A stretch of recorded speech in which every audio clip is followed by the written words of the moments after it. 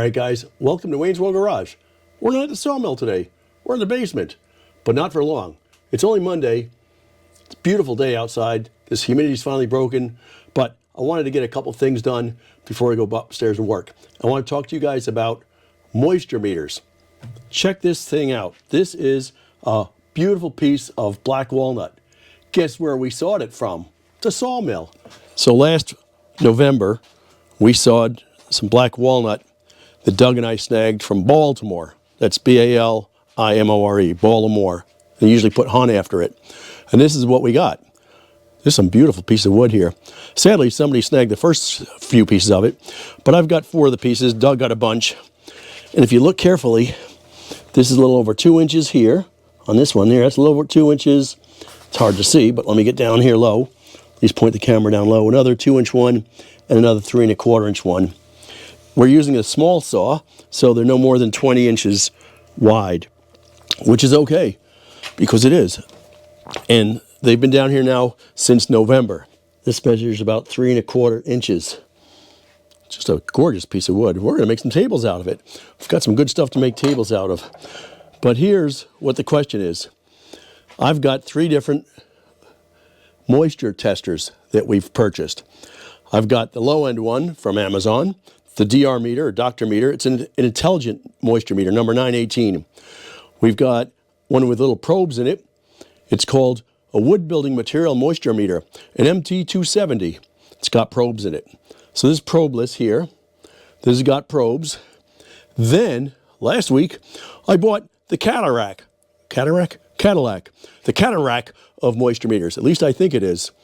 Got it from these guys in Jersey. I don't know what exit they're from, but we'll see. The Delmhorst, and it's a Delmhorst, I think it's a JX20 is a model number. And this thing has little probes. I'll show you little probes. But it also comes with this cool thing, which is a slide. It also comes with this slide hammer. And this slide hammer you use to bang into the wood, okay, and get the probes in as deeply as you want. The cool thing is the probes are 1.5 inches long, but they're insulated, so only the tips of the probes will do any measuring. We'll see how that works out. So let's do a comparison between all 3 of these things. Okay, so we've got these 3 meters to check out. The high-end one with little contacts in it, medium end, and I don't know if it's low end or not, but so the first one we're going to do is we're going to check out the DR meter, Intelligent Moisture Meter, model 918. Let's see what it does. First thing we have to do is we've got to figure out what type of wood we have. So these all have settings for the types of wood. And this one here, the 918, you got to look here in this piece of paper, black walnut. Well, that's good. It's got black walnut here. So I need to make it grade 3. So you turn this thing on. It's pretty intuitive, actually. Shocking. Density is already set for grade 3. So let's see what it does. So it looks to me, this looks to me like we're about 11%. Now keep in mind, we're 1 inch from the end. So we're going to call that 11%. Now we all probably know, or at least if you don't know, I'm going to tell you. See where it's cracked here? The wood dries first at the ends. The last place it dries is in the middle. In the middle of the slab, it goes up a little bit. I'm at 13%, which is really higher than what I want it to be for when I'm making tables or something like that out of it. So that's interesting. So this is made by company T-A-V-O-O-L, Tavool. I don't know anything about it. And you need to put your binoculars on. It actually has walnut on here. Okay, so it looks like, I assume it's American walnut. It doesn't show black walnut. It's not African. It's not European. It's not New Guinea. It's not the Queensland. I guess Queensland would be Canada. No, that would be Australia, eh? And I don't see anything with black walnut, but since I can't read 8 font or 6 font, I don't think it has it. The point is, this here, okay, if I look at walnut, American walnut, they want me A for the hardness. So we turn it on, again, relatively intuitive. Shocking, we're set up for A. So let's do a couple of quick tests with this thing. So my first test will be in the edge here. Oh, let me put it where you can see it maybe. It'll be upside down though. It's a little bit of effort to put this in here. Somebody suggested I drill a hole in it, and maybe I'll do that to make it easier to put them in.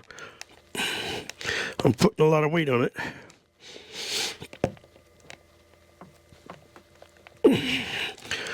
Okay, I show 8.4%. My book, that's ready to rock and roll, that's for sure. That's as good as it gets. Do it to the middle.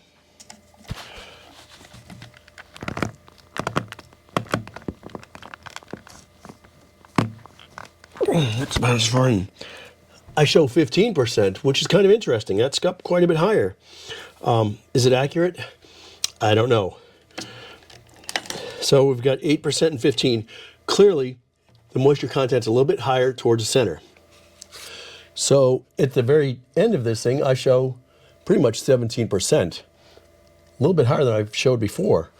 And it's right close to the end. That's a little bit interesting. Remember, this is 3 1/4 inches thick. So let's take the slide hammer out.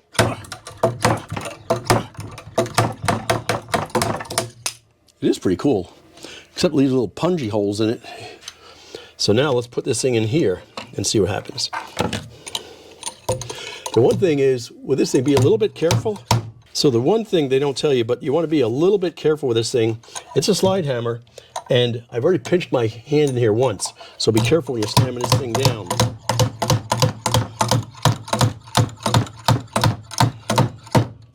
It does work pretty well though, because you can put these things in all the way.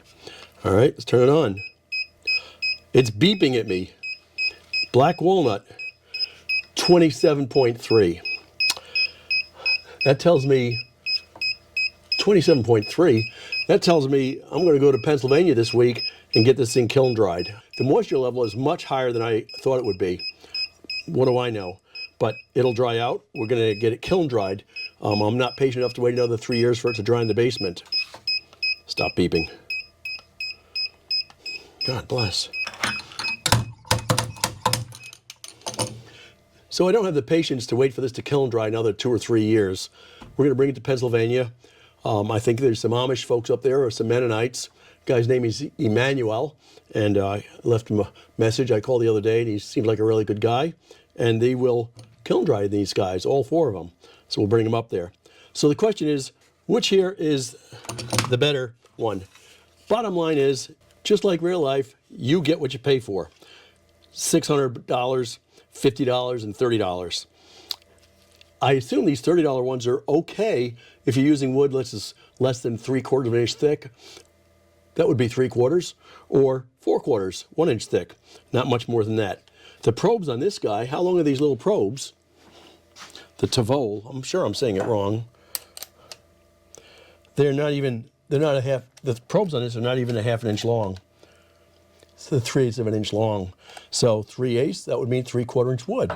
That's really about all it's good for. Additionally, it's going to measure wood from the outside all the way to the tip. So that's kind of a, an anomaly. I'm not sure I'm too thrilled with that.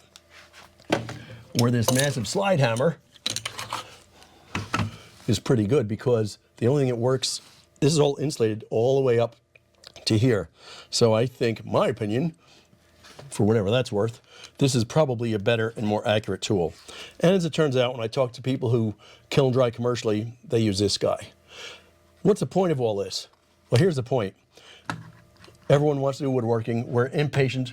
I want to do some woodworking now, build some tables out of this stuff. I've got gorgeous wood. Problem is, if I build it now, 27% moisture content, it's going to look horrible in no time. So what we will do is we're going to get it dry, and then we'll work with it. They say close to 7 or 8% or 6% when you kiln dry it. Wood that's been in the basement down here, I'll show you what that looks like. Here's a piece of black walnut that's been in the basement for a very long time. And I know that because I've got paint on the edges of it, so it's been down here for years. And it happens to be 4/4 for you woodworking guys. Or for you non-woodworking guys, it's 1.00 inches. So let's see how dry this stuff is, just out of curiosity. We're going to take the DR meter, try it with a DR meter. It's showing about 10%. I don't know, 10% is 10%. Let's see what happens. Now let's try it with a Tavol and see what that is. It's going to require me to push this in all the way again without killing myself.